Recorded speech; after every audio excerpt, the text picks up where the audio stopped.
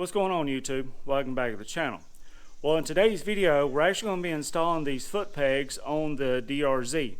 They're from NiceCNC, and I did pay out of pocket for them, and I'm kind of glad I did, and I'll kind of go over that story here at the end. But it's one of those that I'm going to try to get one of these off, and then we'll compare the three of them because I do have the original, and we'll see kind of the differences in them, and also see whether they kind of lowered me down in the my standing height a little bit, because that's the main reason why I wanted to go with these. So let's get one of these foot pegs off and then we'll start comparing. Alright, so on your left side foot peg, it's pretty simple to take it off. You got a cotter pin back here in the back, and all you do is just straighten that cotter pin out. Once you have them straight, just kind of grab on the top, and hopefully it just pulls out just like that. And then you have a washer that goes back here on the back side where the spring is. As far as your spring is concerned, take the pliers and just kind of pull it just like that.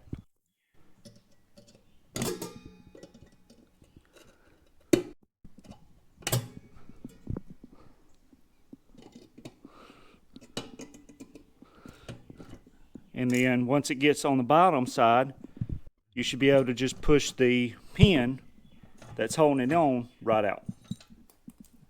And as far as where the spring goes in the frame, there's a little tiny hole right there that the end of the spring right there will go into. So that end right here kind of goes over the top of your actual foot peg, and then everything's held on.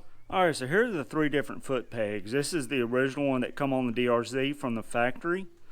This is the one that was on there whenever I bought the bike, and I don't really know what brand it is. It doesn't really have a brand on there, but it does look a lot like the NiceCNC, but NiceCNC did put their brand on there, so this may just be some other type of Amazon, who knows. But like I said, these are the actual NiceCNC. As you can see, it's kind of the same as the ones that were on there. They're kind of wide. They've got the cleats on there that you can, take on and off. But they're definitely a lot wider than the actual factory. So let's kind of set all three of them on the bike, and then we'll kind of see what the height difference is as far as, standing. Alright, so I have the bike sitting on a 3x3 piece of wood right here, and it just kind of help level it up a little bit. And what I'm going to do is I've got the left side original OEM foot peg, and I'm going to set it on there and just kind of put the pin in there to kind of hold it in place. Now that I have it on there, I'm going to take a tape measure and I'm going to measure from the ground to where the foot peg is right here. Alright, and it looks like we're at 15.5 inches from the ground to where the foot peg is. So this is the one that was on the bike whenever I purchased the bike. And I'm going to do the same thing. And kind of the top of it, where the actual cleat goes into the metal, is right about 15 inches. So from OEM to these, we're down about ½ an inch. So let's see what the actual NiceCNC, see if I get any lower, or are they going to be the same height as these. Alright, so right there where it goes into the actual metal from the cleat, it is about 14.5 inches. So these right here, the NiceCNC, are actually about an inch lower than the OEM factory.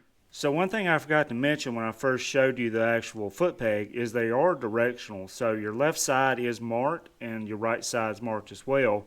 And that's because this angle right here is, it's not straight up and down, so it does matter what side goes on what side. So the first thing I'm going to do to install the left side is I'm going to put the spring in there, kind of put it in the hole. And then I'm going to kind of angle the actual foot peg upward, and then lower it down, kind of having pressure on the bottom side. And now that I've got the pin in there, it's all the way through. So now, with my pliers, I can reach underneath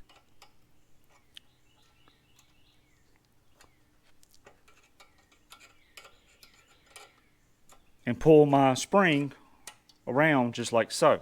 So I hate cotter pins. As you see, they're a pain in the butt to get out. And so what I'm going to go back with is what they call a hitch pin. And I'm going to put in right up here the actual size of this hitch pin that will go into the pin for the foot peg. Y'all may blow me up in the comments about how I need to use a cotter pin, but this is what I'm going with. All right, now that we have the spring on there, I'm going to put my washer on there. And then I'm going to put my hitch pin that I was talking about on there. And then push it through. And I'm actually going to push it all the way through. That way it definitely won't be coming out. As you can see, it's got two little spots you got to kind of come through in order for it to get out. So your right side is kind of a little more difficult. As you see, there's the pin right there. And your rear brake lever right here is actually kind of in the way. You can't get the pin out with that on there. So what we're going to have to do is we're going to have to loosen this bolt right here up and swing this out, hopefully enough to where I can get that pin out. You do have a spring back there in the back, and then you have this pin right here, but I believe I can actually pull this out enough to actually get that pin out. So back here in the back on the bolt I was talking about removing, you actually have another cotter pin right here that you're going to have to take loose in order to get that bolt out. So once I get this cotter pin out, I'll kind of get the bolt out, but as you can see, you really can't see anything. I just wanted to kind of show you where that cotter pin was. So one thing I am doing is I'm actually loosening it up, kind of straightening the cotter pin while I loosen it. So that's one little trick you can do to get this cotter pin out. Now that I have the cotter pin out, I'm going to use an 8mm Allen to take this bolt out. That way I can actually swing the rear brake lever right here out enough to get this pin out.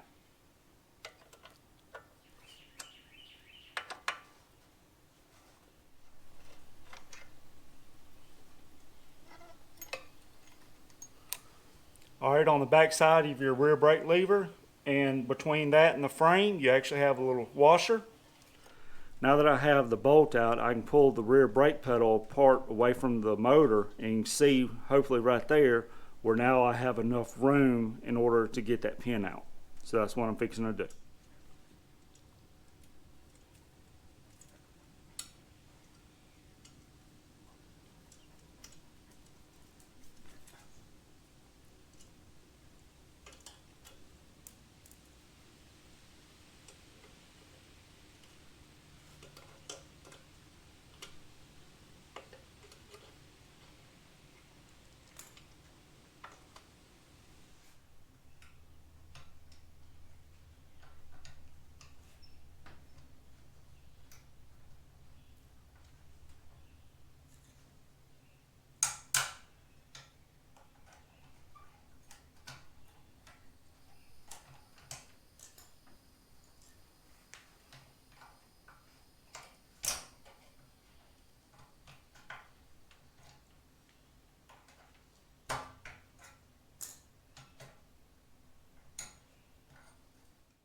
Alright, now that we have the old one off, let's do the reverse and put it all back on.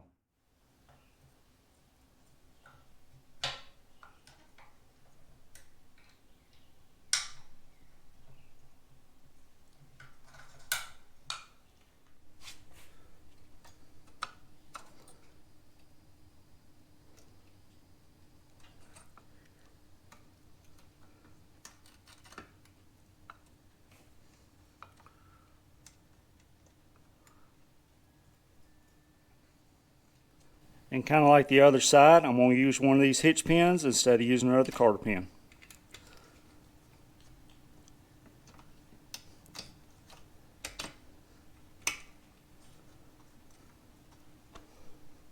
Now that we have our right side foot peg on there, we can actually put our bolt back in our rear brake pedal.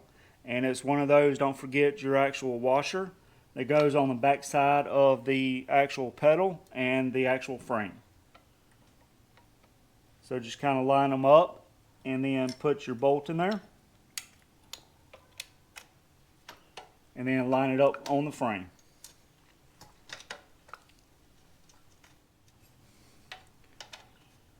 And I'm going to kind of start it all the way through with an 8mm Allen. Then the book says to torque this to 21 foot-pounds.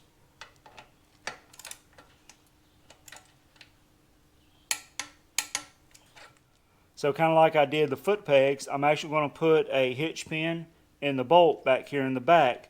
That way it's easier to go on and off. Alright, so there they are on the bike.